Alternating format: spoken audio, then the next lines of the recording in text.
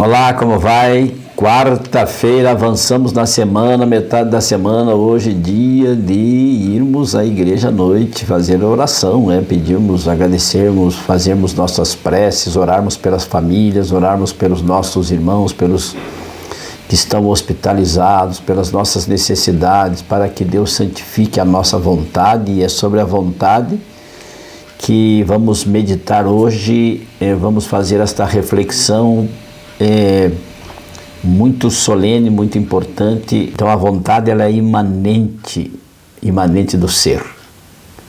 Como é difícil nós controlarmos a nossa vontade, principalmente na área do apetite, não é?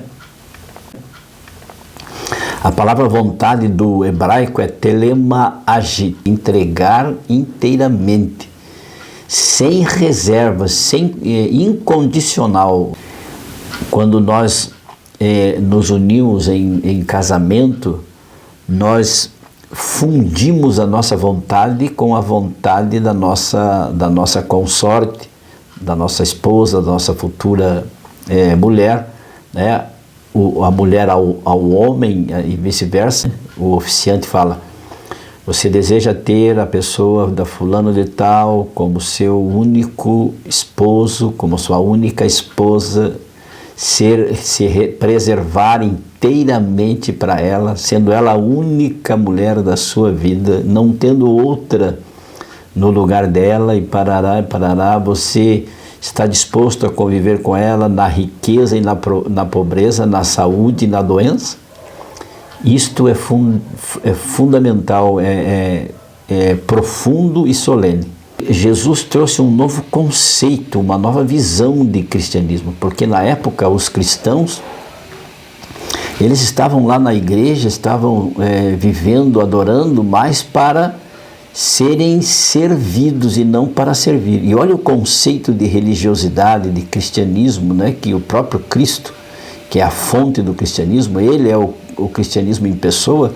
Ele trouxe para nós no verso 38 do capítulo 6 de São João, do Evangelho de São João, que diz assim: porque eu desci do céu não para fazer a minha própria vontade, mas a vontade daquele que me enviou, e sim a vontade daquele que me enviou, que quer dizer entrega total.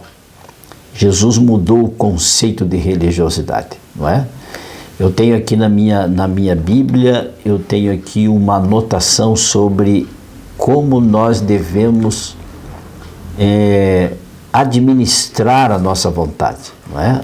A nossa vontade foi dada por Deus para que nós tivéssemos iniciativa de realizar projetos, de nos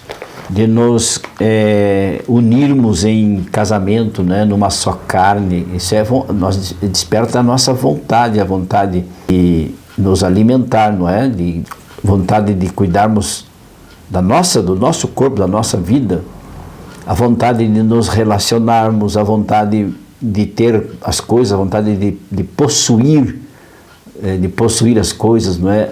A vontade de descansar, a vontade de ir e vir, estar, permanecer, é uma vontade que nós temos. E como é difícil quando esta nossa vontade é aguçada. A nossa natureza, ela é pecaminosa, não é? Herdamos essa natureza, nós somos pecadores, não adianta, esqueça a nossa salvação, a nossa única chance de obtermos uma vida melhor, uma vida eterna, é cravada em Jesus Cristo, não é? Ela é voltada para a pessoa de Jesus Cristo, ou seja, nós necessitamos de um Salvador para que Ele nos justifique, nos perdoe e santifique a nossa vontade. E olha o que diz este texto do livro Caminho a Cristo, páginas 43 e 47, da escritora norte-americana Ellen Goldwhite. Diz assim: a vontade de Cristo era a do Pai, ou seja, de inteira dependência de Deus. Qual é a sua vontade? A sua vontade, ela é dependente de Jesus? Você está disposto a fazer o que Jesus te pede? Ou seja, de você ser exclusivamente dele, ter uma vida social aqui neste mundo, vivermos, nos relacionarmos, mas nos preservarmos quanto aos princípios que ele nos deixou, né? Os seus mandamentos. Ele disse assim: aquele que me ama guarda os meus mandamentos, porque os meus mandamentos não são pesados, não é?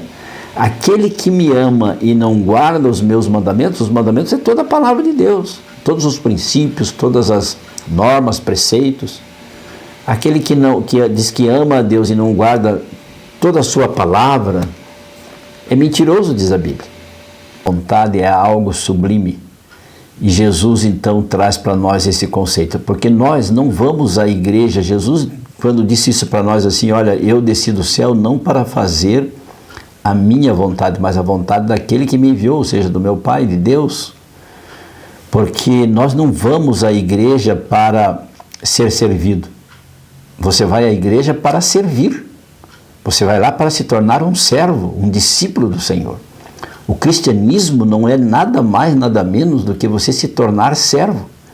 Quando Jesus lavou os pés dos discípulos na ceia do Senhor, né? Esse quadro pintado por Leonardo da Vinci, quando Cristo realizou a Santa Ceia, ele exatamente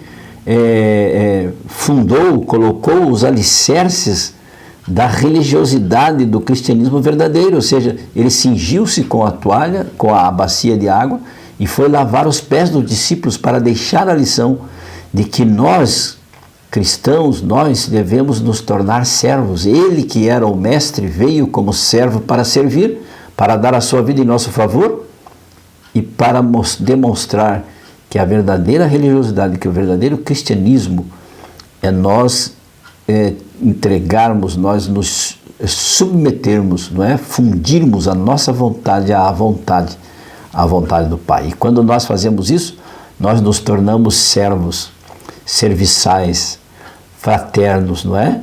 Nós nos tornamos irmãos. Por isso chamamos um ao outro de irmãos. Os cristãos chamam, né, um ao outro de irmãos. Somos irmãos, como se fôssemos de sangue, mas somos filhos do mesmo Pai. E então a nossa vontade, ela é santificada, é abençoada, e nós passamos a viver então o verdadeiro cristianismo. Está você disposto a sacrificar a sua vontade por amor a Jesus, ou você tem uma religiosidade, um cristianismo apenas de aparência, um cristianismo nominal, né? Os nominalistas: o que você é? Eu sou cristão. Jesus disse: eu vim para fazer a vontade do Pai, e a vontade do Pai é que todos que Ele me deu se salvem, sejam realmente salvos, libertos do pecado. Entregue a sua vontade a Jesus, e Ele vai fazer de você uma nova pessoa. Os seus intentos, as suas decisões, as suas pretensões, elas serão alinhadas, elas serão moldadas segundo os princípios cristãos, segundo os princípios divinos, e você será uma pessoa excelente. Você será uma nova pessoa. Como Paulo disse: já não sou eu mais quem vivo, mas Cristo vive em mim. Que tal? Vamos orar? Incline a sua fronte, feche seus olhos se puder e oremos. Senhor meu Deus, que o Senhor tenha misericórdia de nós. Ensina-nos a sermos humildes. Queremos colocar a nossa vontade sob Tua orientação, sob Teu guia. Queremos consultá-lo antes de exercer as nossas vontades, o que comer, o que fazer, o que ter. Que amem ao próximo e nos tornemos verdadeiros servos. Assim oramos para isto em nome e pelo poder de Jesus, rogando a presença do Espírito Santo, agradecidos, oramos. Amém.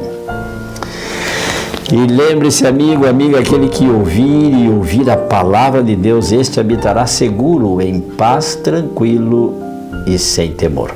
Fique com Deus nesta quarta-feira. Amo vocês. Tchau, tchau.